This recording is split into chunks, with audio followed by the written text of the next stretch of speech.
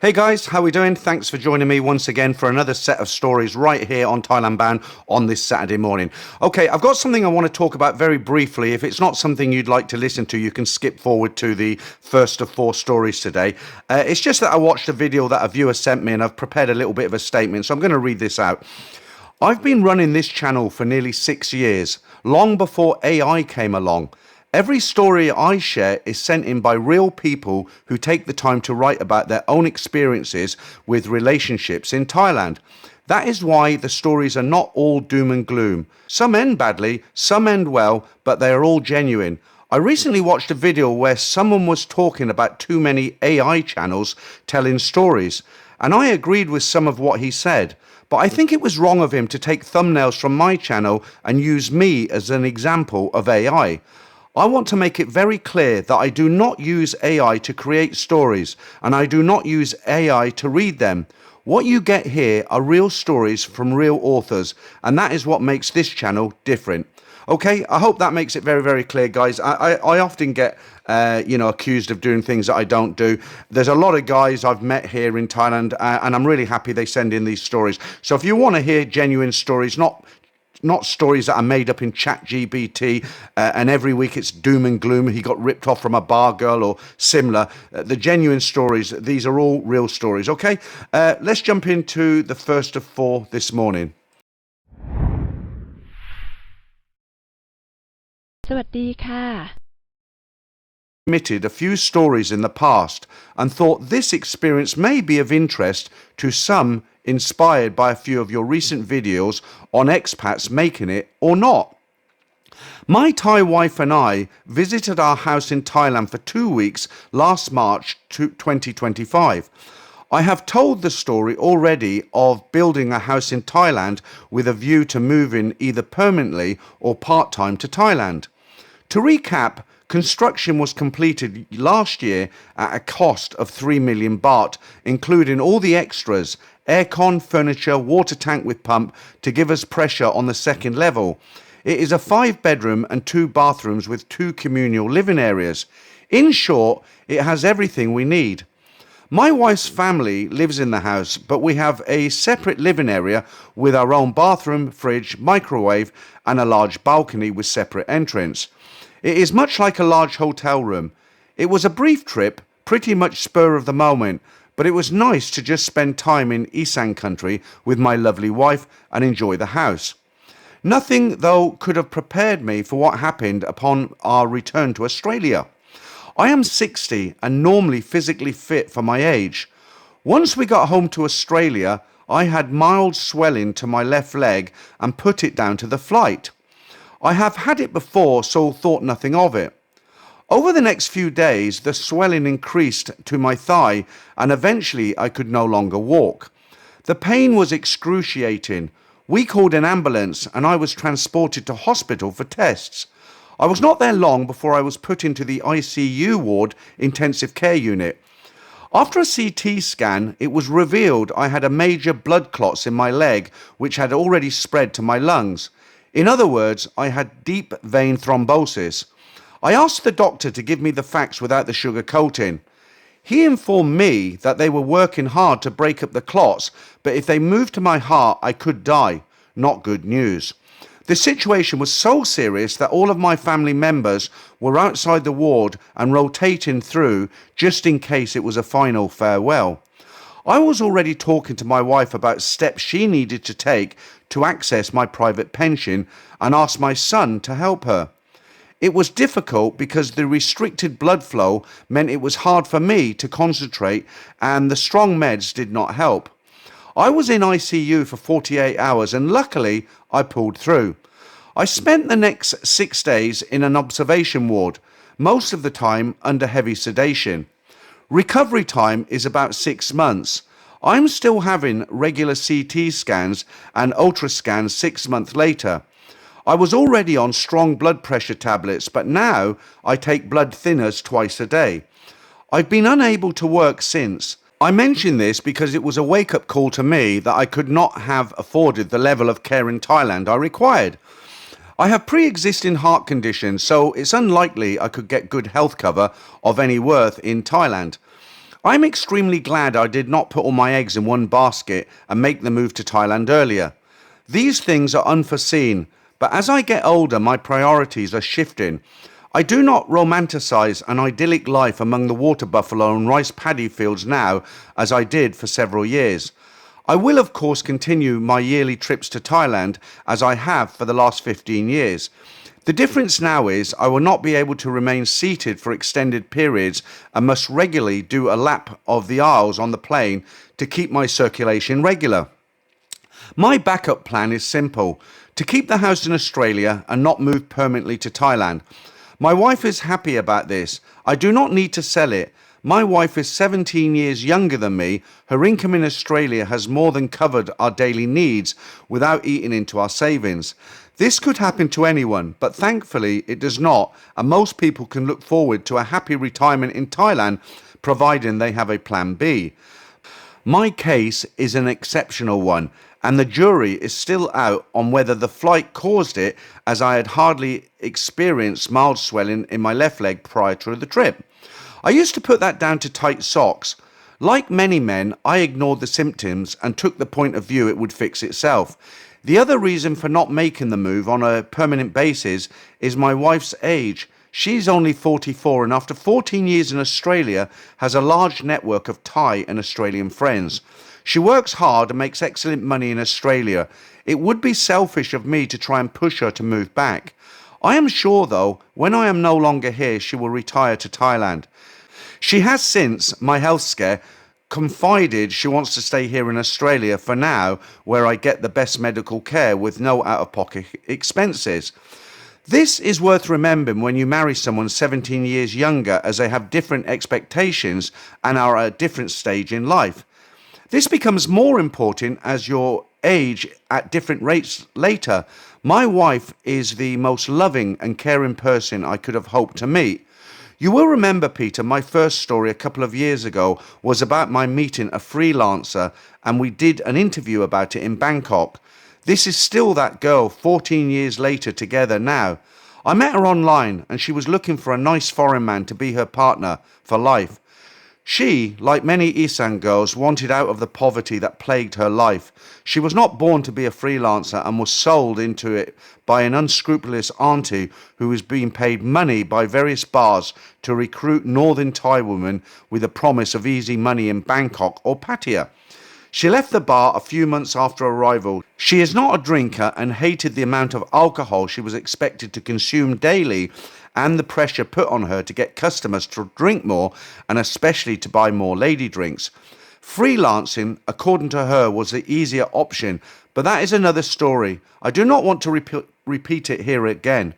Anyway, she has turned out to be the best thing that ever happened to me, far better than any Western woman I've ever been with, but that is just my opinion, and maybe I was unlucky in the past. One of the unfortunate side effects of my illness, which thankfully seems to have passed, is that I was randomly passing out. The last time that happened was as I was entering the chemist shop and I just collapsed on the floor. My wife was by my side and she tried to support me, but given her small size, it was impossible.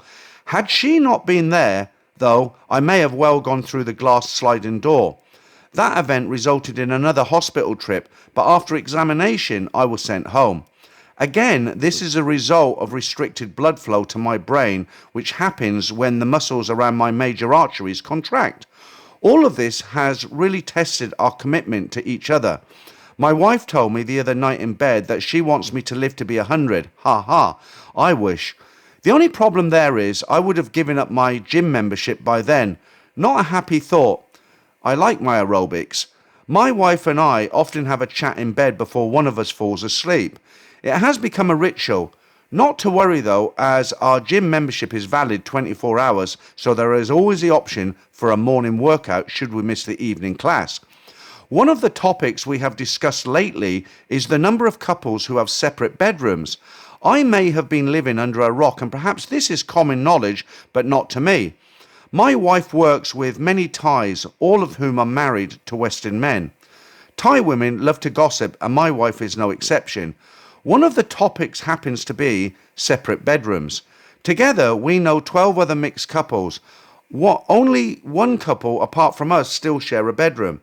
I was shocked at this statistic. In most cases, the Thai women are in their early to mid 40s and the men range from early 50s to mid 60s. Length of the relationship is between 10 and 20 years. The reason seems valid, but most commonly the husband drinks and smokes too much, or the husband is now in need of care due to either mental or physically disability due to age. In that case, the wife, technically still in her prime, has become a carer. In other cases, it is the wife who wants to sleep separately, usually because the gym membership has expired and she can stay up all hours online to her friends and family in Thailand without disturbing the husband. In our house, this has become a bit of a joke, and if one of us does something wrong or forgets to do something, then the other will sometimes make the comment, "Do you want separate rooms?" Naturally, we don't. It would just be weird to contemplate, and neither of us have put so much effort into our relationship to then sleep at opposite ends of the house. Maybe some of your subscribers can comment or have experience of this separate bedroom issue. So that is my current situation. I started writing this a week ago and I've come back to clean it up a bit.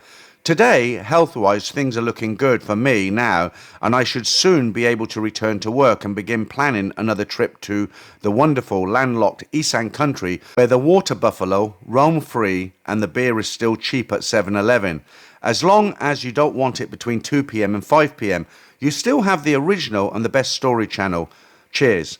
Okay, such a good story then. And I know the guy very well. We communicate often, and I've met his wife, very nice lady. And yeah, some people will, they leave nasty comments. How could you marry a freelancer? But he's given his reasons. One of the biggest one of the biggest worries for me living in Thailand is I don't have health insurance for the reasons that he has given. And that is that normally, insurance companies, they won't insure somebody who's got pre-existing conditions, or they'll load up the premiums so high that it's just beyond my reach. I have quite a bit of money tucked away in a bank for emergencies, which would cover a heart attack or a stroke, something like that. But long term, it is something to worry about. It's not something that I just take a cavalier attitude with. It does worry me a little bit, but it doesn't worry me so much that I wouldn't stay in Thailand. I have some experience. He was saying if any of your viewers have experience of sleeping in separate bedrooms. My Korean wife and myself slept in separate bedrooms for about 10 years before the relationship ended. And I think the main reason for that was because our children were growing up. I think at that time we knew we both didn't want to stay under the same roof together, but we had an obligation. I had an obligation because we had young children, and once they were grown up and one was working and the other one had her own business, we came to the realization that it would be a good time to split up, hence why I've been in Thailand for the last 3 years. But it does happen. A lot of people, especially when they're older, for whatever reason, they do take separate bedrooms. So congratulations to them. The relationship's worked out well, and I hope his health continues to be on the positive side. All right, let's jump into story number 2 of 4 today. May trip 1989, 5 days Pattaya, port visit story. The previous trips with Rob in 1984 and 1985 had given me a perspective and important information about visiting Thailand during that period of time, and it's important to remember that things were very different then. When Rob and I visited, we were very careful to visit during a slower part of the season, so we went in August each year and made certain never to visit when US Navy sailors had ships moored out in Pattaya Bay and on Liberty in Pattaya. We had seen all the sailor hats and memorabilia in Pattaya bars in 1984 and 1985, and when we told ladies we were Americans, they would ask, "Where's your ship?" And they would peer out into the bay. It was like they dreamed of those ships' visits and waited anxiously for the US Navy. Back then, Pattaya was a common port of call. However, the discovery of AIDS and the concerns that it caused cut way back on the US Navy visits to Thailand in the 1990s. So this trip is from the perspective of a US sailor visiting Pattaya during the hot May timeframe. Pattaya was populated with around 800 or more sailors every night. Because of my experience and tourist guides' pamphlets to show crew members, the enlisted sailors I met were very excited about the trip. They had been to Phuket the previous year and were disappointed. They had expected a party atmosphere, But Phuket back in 1988 was still pretty quiet and the Patong area was not overdeveloped. The officers on the ship loved Phuket then. It was quiet, peaceful and a quality place to visit the beach and maybe have your wife meet you there. Some enlisted men took their money and got rides in the town of Phuket and reported there was nothing there to do either.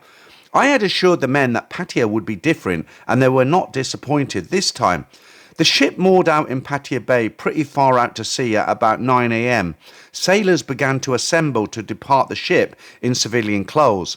The Thais had a group of Liberty boats hired to transport sailors about 30 minutes into Pattaya from the sea. The Liberty boats were quite slow and travelled in pairs. I always managed to be in the slowest boat. The sailors were anxious as they could see Pattaya slowly getting closer and the boat bobbing slowly as we got closer to the shore. The boat drivers informed us that they could only take us to a certain area and we would have to wade ashore. They told us to roll up our pants, take off shoes, use the laces and tie shoes around our necks and hold our bags and backpacks up high. We did not need to worry about the water in the bay being cold. The outside temperature in May around noon was easily 95 Fahrenheit with humidity. We got to a certain point and the boat captain signalled us to disembark. Sailors leapt over the sides into the water. The water was not deep and luckily the bottom was soft and we began wading in the heat. There were some bar girls in the water to greet us and some even helped sailors carry their shoes and packs. We never expected that. Once on the beach, it was a mad scramble as these lunatic sailors wanted to race to the bars. I knew where I was and I got my shoes on and went to the hotel from 1985, the PK Villa, and checked in. Back then, nobody except a few officers had reservations. They stayed at the Montien or Royal Garden for $20, more than PK. I had always dreaded to see what a nice place like Pattaya would be like with 800 screaming idiot American sailors in the streets. A US carrier group can have 4,000 to 5,000 of them. Back in 1989, all the sailors were male. That changed a few years later and Pattaya rarely was visited by the fleet after 1993 or so. But looking at the town, there was no reason to dread. Businesses were booming. There were many more bar girls in town than we had ever seen. 1984/85, it was like they had been bussed in from all over Thailand for the 5 to 6 day stay. It was really an electric atmosphere. By 1989, there were, of course, more go-go bars, especially in Soi Diamond, but not too many more, maybe 12 to 15. Nothing like now. Vendors were everywhere and the party was on. The US Navy posted many shore patrol police to help maintain order and crack down on sailor violations. The rule was that no sailor was allowed in a pharmacy store. I found out later why. A few sailors I knew found me on Beach Road in the first few hours in Pattaya and they asked if they could hang out with me because I knew the ropes. I said sure and took them to Soi Diamond and the Carousel Bar. We were burning up out there in the midday heat. I thought I would play a joke on these guys. From our trip in 1985, Rob and I had learned where the Ladyboy hangout was. I did not mention this in previous stories because we simply were not interested in ladyboys at all. In fact, I had started a commotion in a bar in 1985 when I was apparently looking too closely at a ladyboy.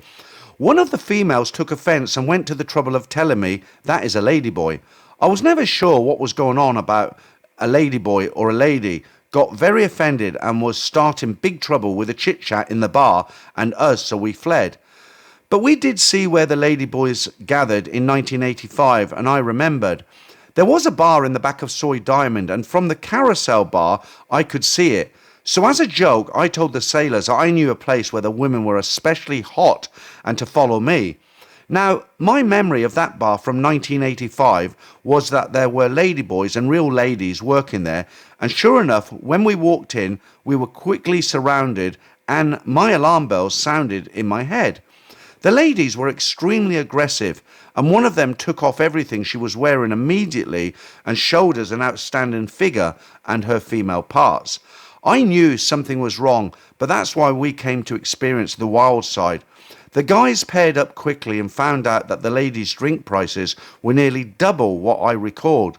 That was another red flag for me. I was chatting up one of these aggressive ladies, the one who went nude, as I was sizing up the place for ladyboys and wondering which were which and which were not.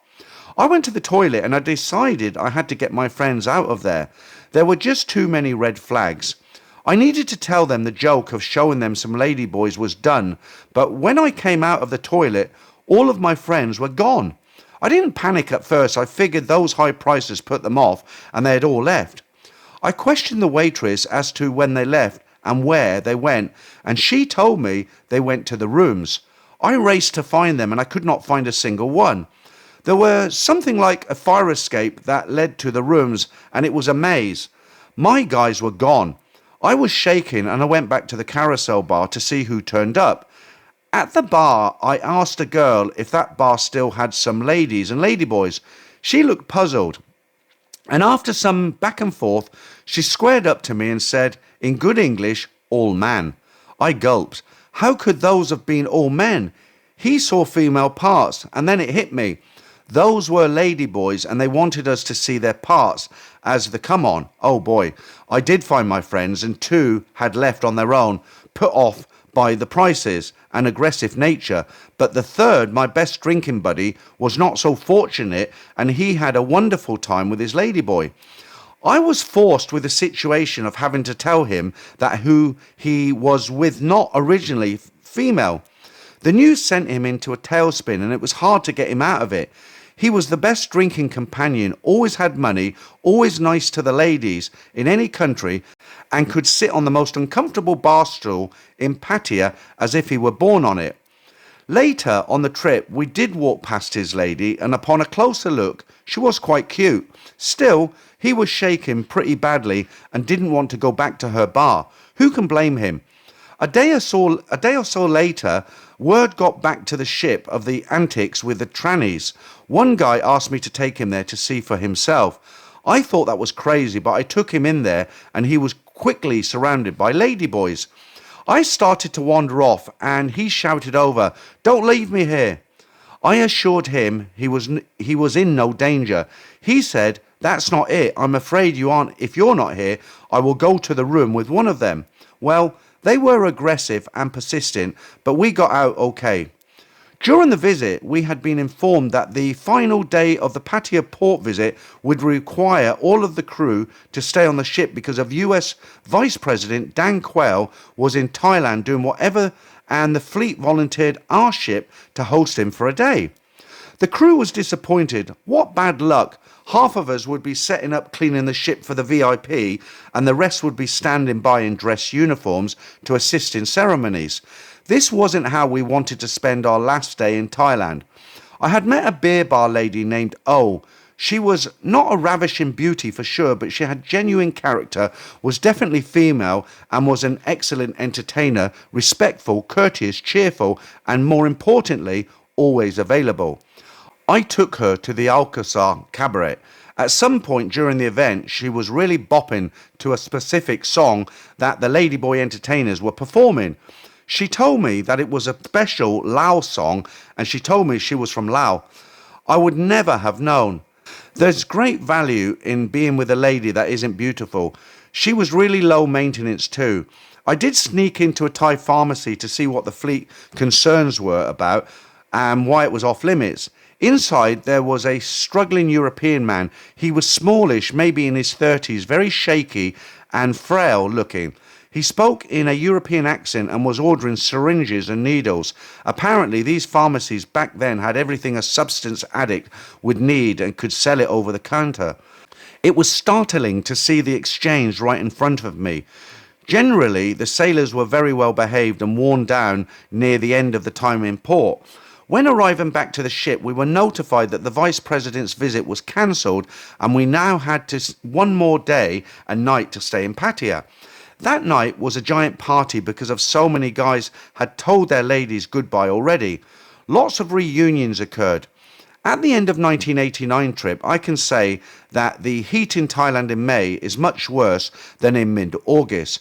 Going to Pattaya on a US ship was almost like having VIP treatment by the locals.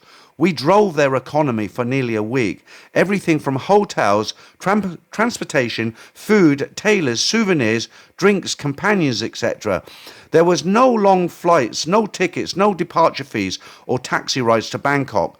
The crew volunteers also performed work at a local orphanage, and they really saw the land of smiles.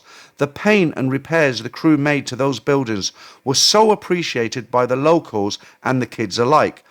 The morning arrived and we had to leave. The sad group of worn-out sailors went out to the bay and waited in lines for the slow Liberty boats the Thais had hired to get the crew back and forth to the ship every hour.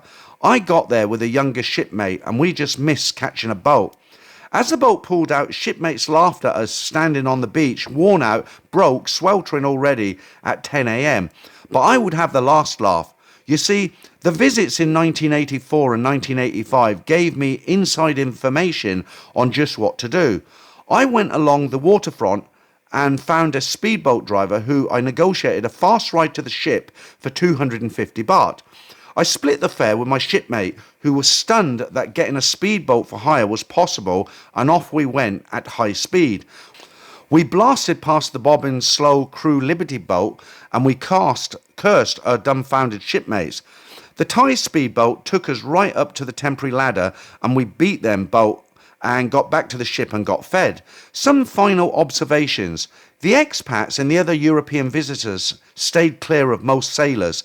That was easy, as the north end of Pattaya had plenty of places where our guys never discovered. There was, of course, no Soy Bakau or LK Metro or anything much over on Second Road.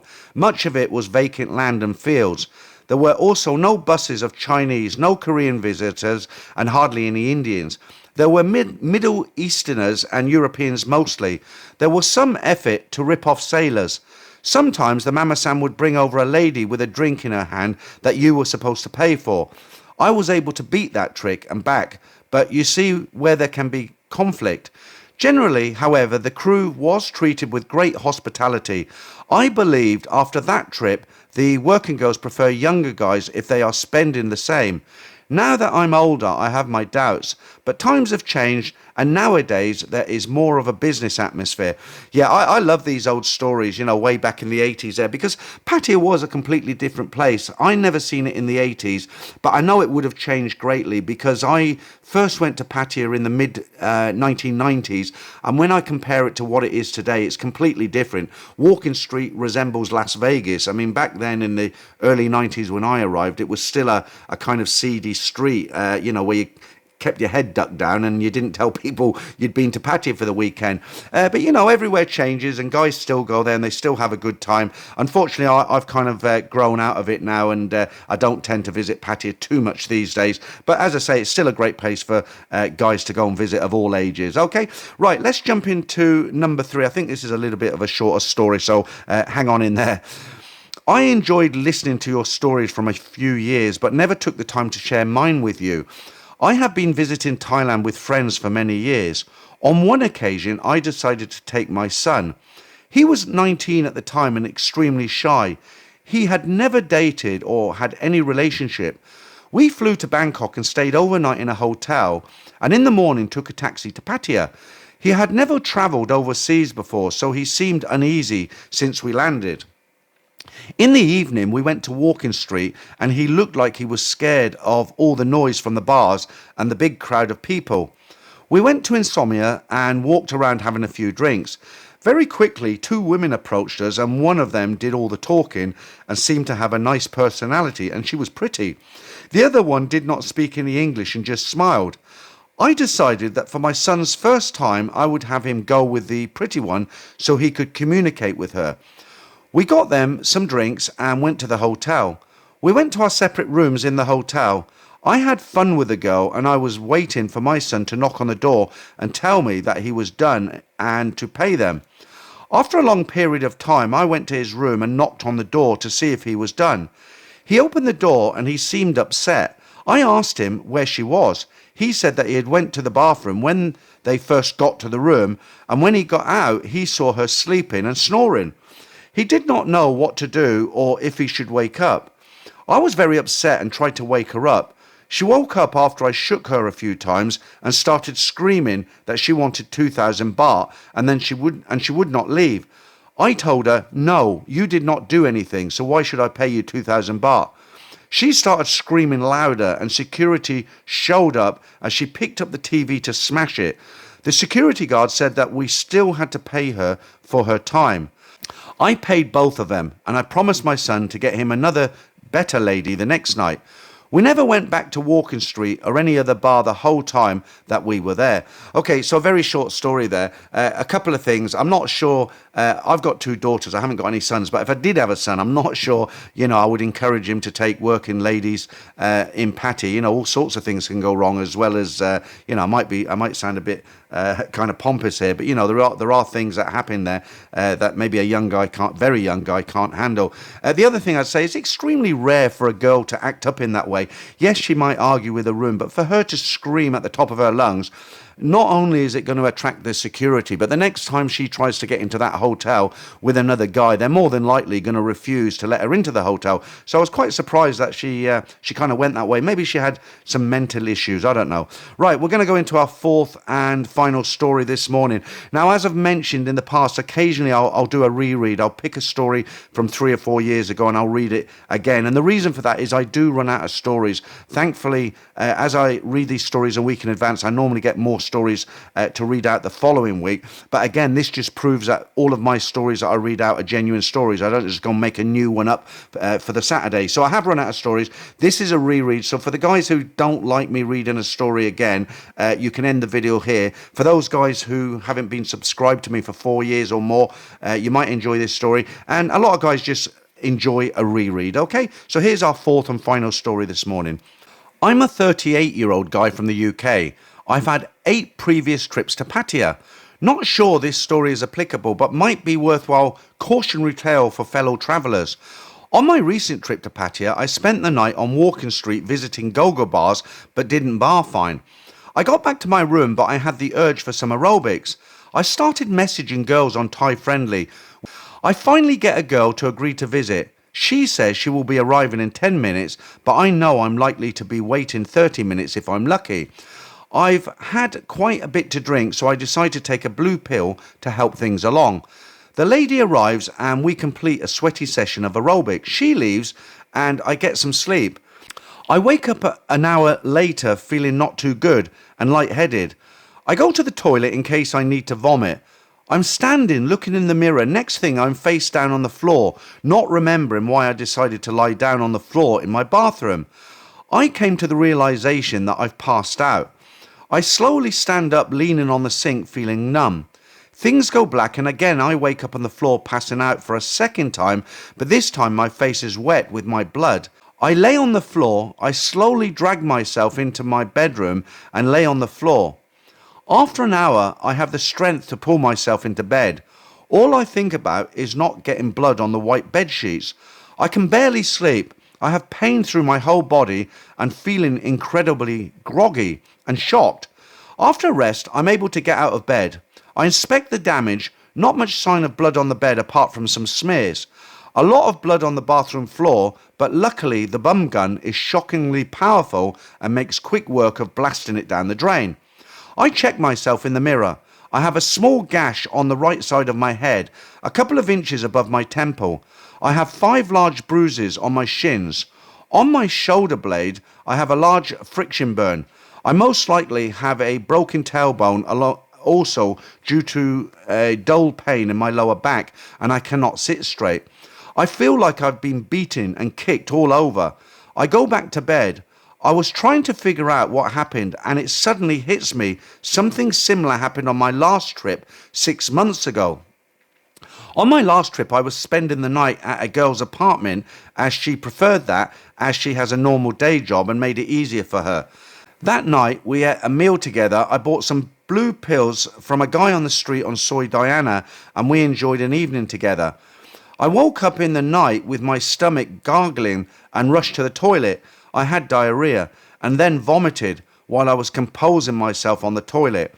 I blacked out but luckily didn't fall to the floor. Instead, I fell against the wall. I stood to wash my face as the sink blacked out again. Woke face down on the floor, confused, not remembering making the decision to sleep on the bathroom floor. On this occasion, I only had a bit of soreness on my ribs and hip from the fall. Luckily, my Thai girl slept through the whole thing. I had food poisoning that lasted a few days, so I put the fainting down to that and not the medication. I had just bought from a guy on Soy Diamond and a product that I had used before with no issues. Not sure why this has happened, not sure whether it's from a dodgy batch that the pills come from.